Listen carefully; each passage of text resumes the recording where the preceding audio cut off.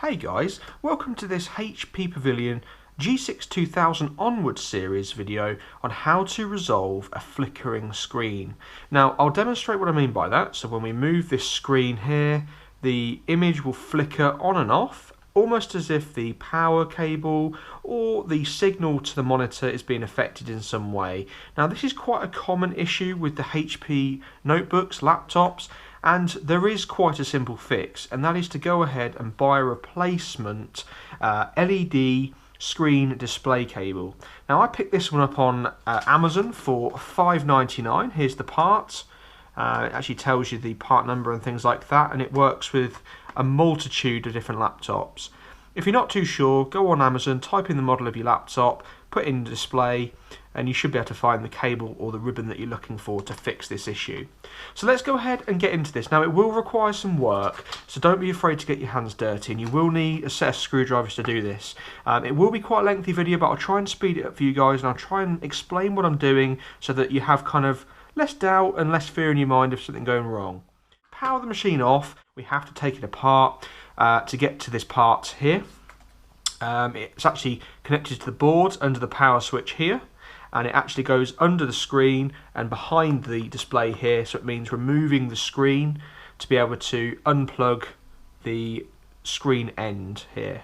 So I've waited for the laptop to turn off. The first thing we're going to do is remove the battery. I'll close the lid, turn it over, and behind here you'll see a slider. Just take the battery out, simple as that, okay? Can't get easier than that. Put that aside for now, because that is the first of a long list of parts that will be removed from this laptop. Next thing, okay, so you have 1, 2, 3, 4, 5, and then a couple more screw holes underneath this tray here, which need to be removed. So let's go ahead and take the back tray out first. This actually hides the hard drive, access to the DVD drive, the wireless chip and the RAM, the memory itself. So take that out, slide it forward, it comes off, okay. Another part to the side there. You can see the hard drive, the memory, the wireless chip from here. You can also release the DVD drive. I actually would recommend doing that. So with a Phillips screwdriver, just go ahead and remove that from here. It's actually got a disc symbol on it, so unscrew the screw. Remember to keep your screws to the side and safe. The disc drive will then push free completely, okay? That comes out, again, put to the side. Next thing, we actually have screws under here that actually allow us to push the keyboard out later on. So there's actually one right here next to the memory. Actually has a keyboard symbol on it, quite hard to see, but when you look at it, you'll kind of recognise what I'm saying. So take that screw out from in there. Put it to one side. Just remember guys that the longer screws go into the chassis supports, the smaller ones usually go into the ones that hold the keyboard or can hold some of the peripherals, if that makes sense. So okay, let's go ahead and remove all of the screws that you can see. So we've got 1,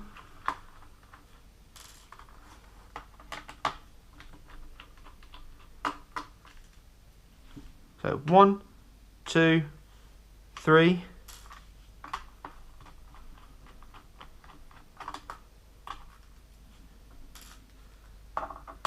4, 5. Sorry it's dark guys, it's actually about midnight, so bear with me. Okay, and then there should be one more on the outside here, and things are going to get scary soon, so bear with me, give it a go, don't be scared. You know, you can't really break much apart from some of the plastic clips. Okay, so let me just check that. There's one here. So that's next to the hard drive, where my finger is.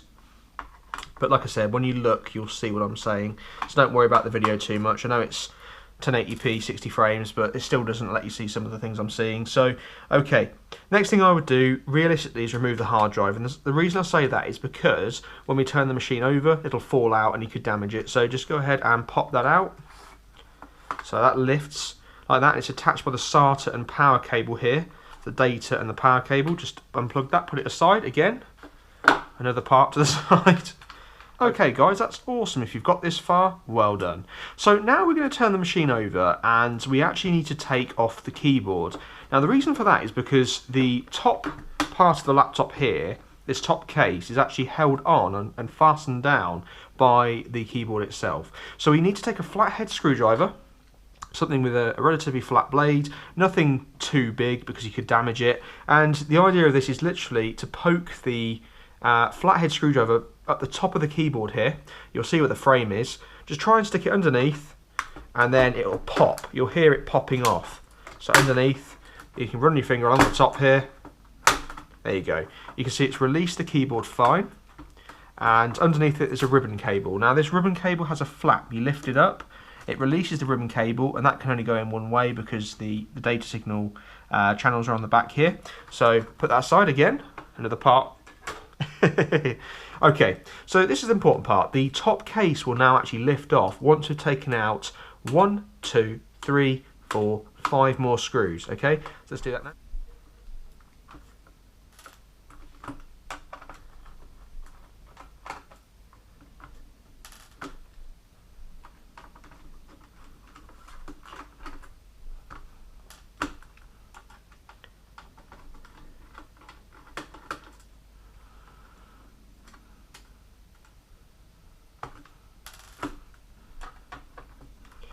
And then the last one just here.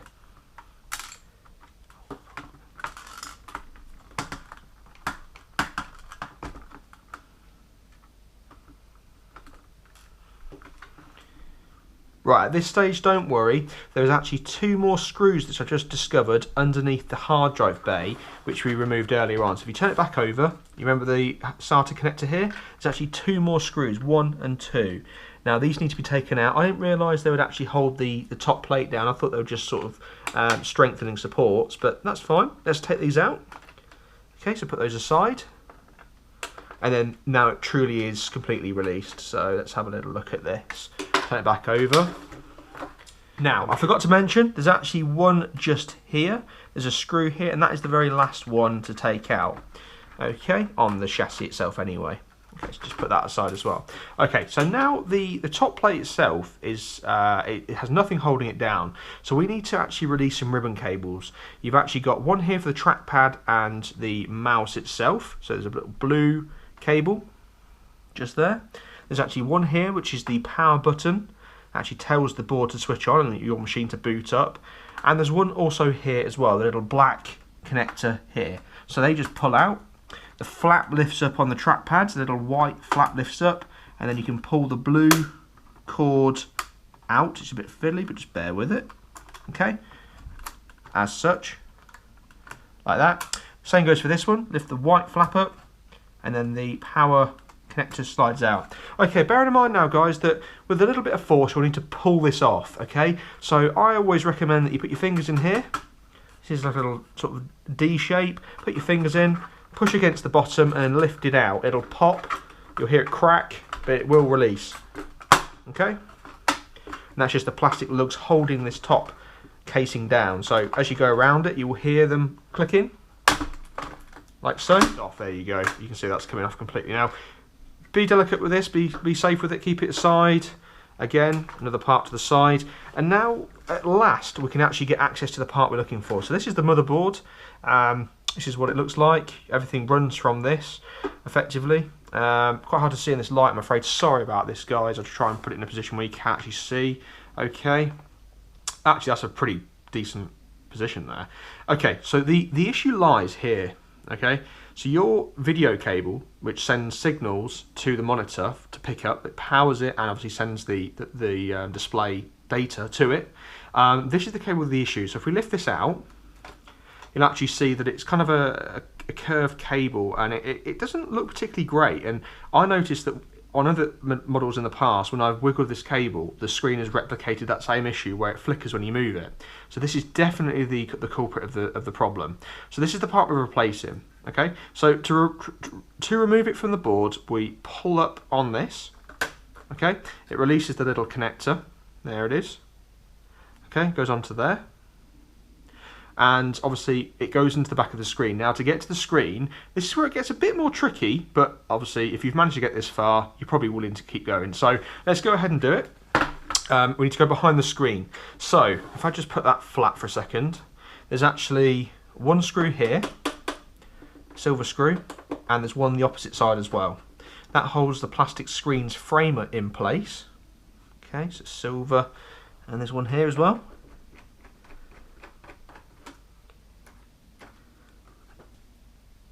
And now the frame itself pops off, so a bit like before when we used a flat-headed screwdriver. Just be very careful with this because it is a glass display. So just put that behind there, pull forward on it, and you should hear it clicking. I'll probably just use my fingers, to be honest with you. There you go. There you go. You see that clicked off there, and you can see it clicking off. Just be delicate as you go. Just work your way around it, and we're nearly there now, guys. We've got 4 more screws, and it will release the screen so we can get to the other end of that cable, feed the cable out, put the new one on, put it all back together, and you'll be done. It'll be all up and running again. Okay, so there's the screen surround to make it look pretty. Here's the screen. Obviously, on the sides, it's actually held into place. So there's 2 more screws each side, so 4 total, and then we are, I promise you, done with the unscrewing and dismantling. So let's take these out. 1, 2,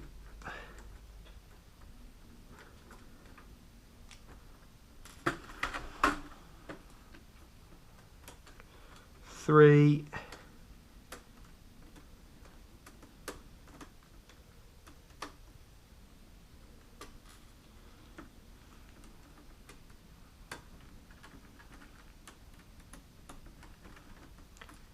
4, guys. Okay, so be very careful now because that LCD or LED display can now fall out physically because it's not held into place in the bracket. So the screen itself will come forwards, as you can see, like this. And here is the other end of that cable. Okay, so it actually sticks down onto the board here, a bit like the other connector did on this end. It kind of does the same thing in this side as well. So the cable actually comes in 2 parts. You've got the data and power, and you've got the power to the webcam and microphone here. So we need to make sure we do it properly. We've got another connector to unplug here as well. Goes up to the webcam. You can see that just pulls out. This is the same principle. So it's actually taped down. So what we need to do is just pull this very gently. You'll see the tape coming off. But very careful with it because you don't want to break the pins underneath that connect onto the board, otherwise you can't put a new cable on. So just go ahead and just be very delicate as you do this. Just remove any tape that's holding it down, like so. And then what will happen is you'll be able to pull the cable that way, so backwards. So it will pull away from itself, and then you can just unstick it. So there's the connector, this is the gold sort of connector, and that's obviously, that's it effectively, so we can pull that through. Same goes for the webcam here. Okay, so this actually pulls down. There's a white clip that you pull down. There you go, you can see that. I'm going to actually unstick this so it's a bit easier for ourselves. There we go. Pull it out of this, and there we go. So I'm just going to pull this through now, guys. Just be as delicate as you can to get that out of there. Okay, so there's the old cable, and you can see pretty much where the problem lies. You can see it's actually overly sort of strained and kinked, where the hinge has moved it over and over again like this. And that's where the damage has taken place. Okay, so let's go ahead, put this back together then, guys. I know it's been a lengthy video, but I wanted to show you guys properly. Let's do this. So first things first, connect the connector up. So just push it back on, you'll feel it click down like so. Just so we get a rough idea of how long the cable needs to be. So just tuck it back underneath, trace it away so it's nice and clean. Put it back the way it went. Obviously, you want to make it nice and tidy. Just push it back into the hinge. Out the way kind of thing. Like so. And then obviously feed it along where it needs to go. So make sure that you put everything back exactly as it was. As tidy as possible.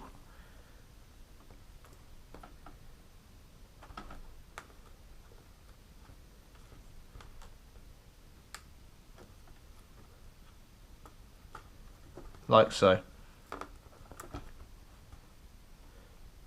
Okay, so we're going to reconnect power and video to the LED screen itself. So peel the sticky backing off. Again, this just slots up inside.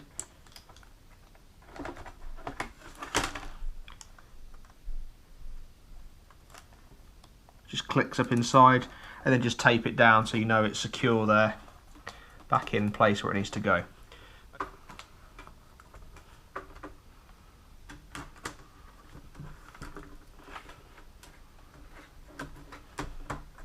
Okay, so when you're happy with the cabling and you know it's routed back nicely and obviously securely, go ahead and reattach the screen.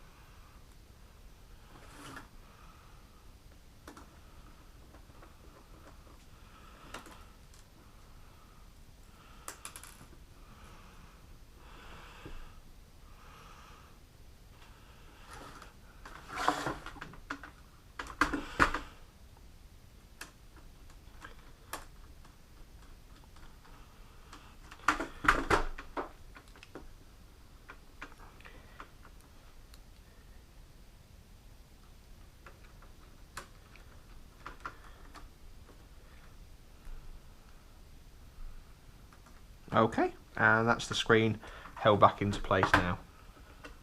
Just going to tidy where the cable goes. Perfect.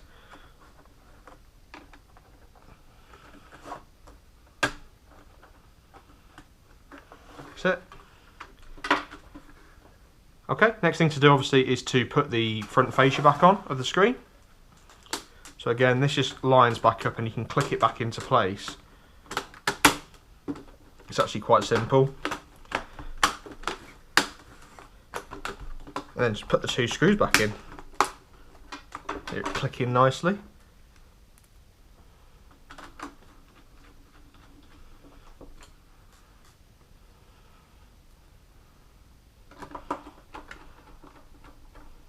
Okay, so that's the screen done. Okay, next thing, obviously we want to bring the top cover back into play now. So here it is. We need to reconnect the connections, okay? So we've got the little black cable here. We have the trackpad and ribbon cable here. Just push it back in and just click the little plastic lug down, so like that. Same goes for the power, so we can actually turn the machine on. That would be helpful, wouldn't it? We want to be able to turn it back on again afterwards. Lock that back into place. And then really just go ahead and click the top down so it's ready for when we go ahead and we put the screws all back in to close it all back together. So first things first, put those screws back in from the top here. So let's go ahead with a Phillips screwdriver.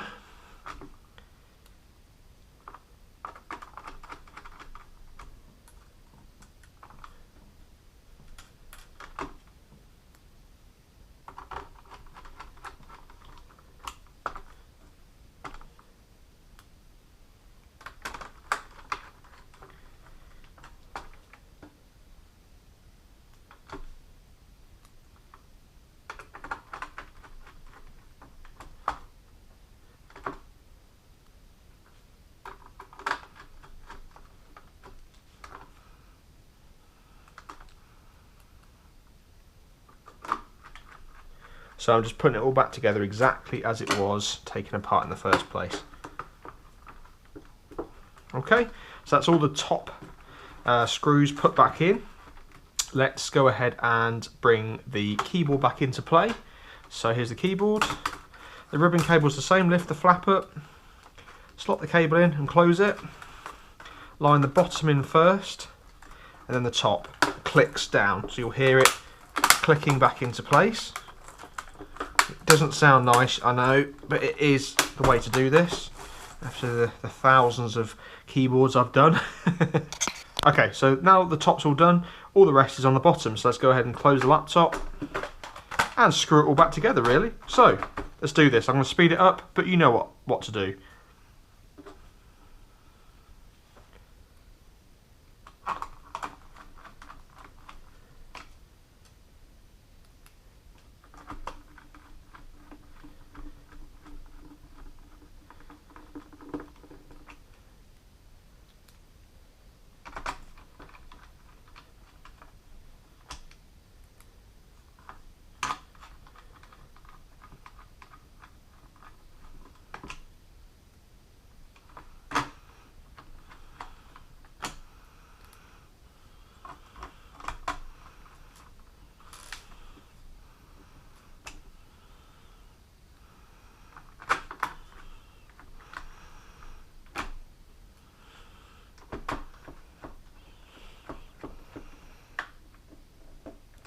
then the last of the longer screws.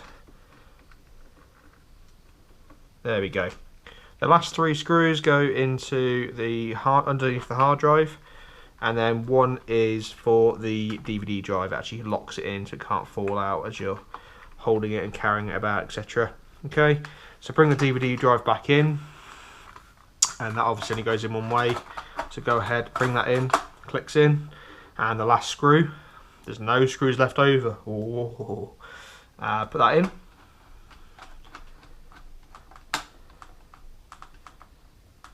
Okay, bring the hard drive back in. Now the SATA connector only actually goes one way, it's keyed, so there's actually a key on it here. So when we go to connect it, it'll only go on one way.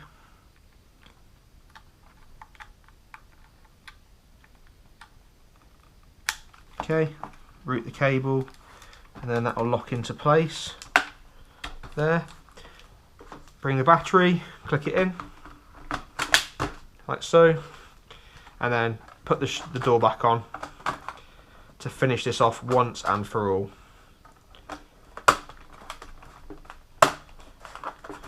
Like so. And the very last screw, guys. There we go. Look at that. Et voila. Okay, so do you want to see if this works? I do. I certainly want to know, because I know it will. Okay, here's the moment of truth. So, open. Are we ready, guys? Power. Oh, screen's on. HP logo. Let's let it boot up and we'll move the screen, see if it does it. So far so good. There's the desktop, let's have a look. Oh look, it's fixed it. There you go, see? Alright, so as you can see, that has fixed this HP Pavillion G6 2000 onward series laptop. Now, please like and subscribe and share the videos around, guys, if you found this helpful. I'm actually Apple Certified Associate, Microsoft Certified Professional, and I actually sat the A+ course with the iPro as well.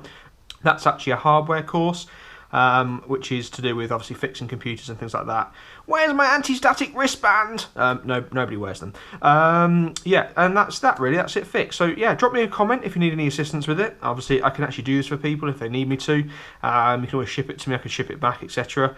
Please like and subscribe, share the video around if you enjoyed it. If it helped you out, great, put the thumbs up. If not, put the thumbs down. Well, there you go. But I tried to help you guys. I hope it helped. I'm Jake Billy. See you later. Bye.